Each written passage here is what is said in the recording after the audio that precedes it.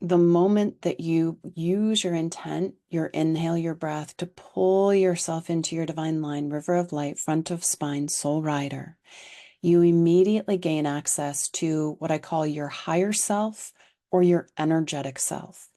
And when you are doing your own process, your own energetic processes, you can use the term higher self, or you could use the term my energetic self.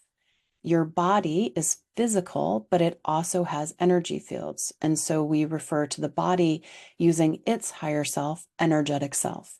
Your team are etheric beings that encircle you, and they too have an energetic self. And we'll talk about that more in a little bit.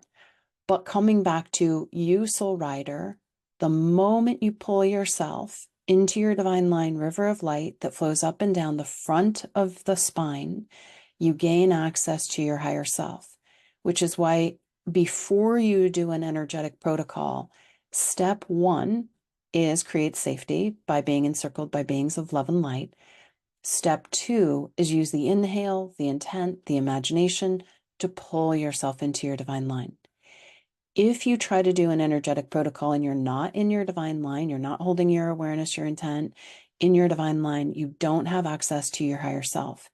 It'd be sort of like sitting in front of a computer and you have a mouse, but the mouse has no battery and therefore, or no like a USB cord. And so you can't double click on your hard drive to open up any programs. We want to think about the higher self or your energetic self like your hard drive. And your mouse is your mind, your mental body. The computer screen is also the mental body. We use the mental body to make a request for our higher self hard drive to open certain programs, empty trash, release, and retrieve.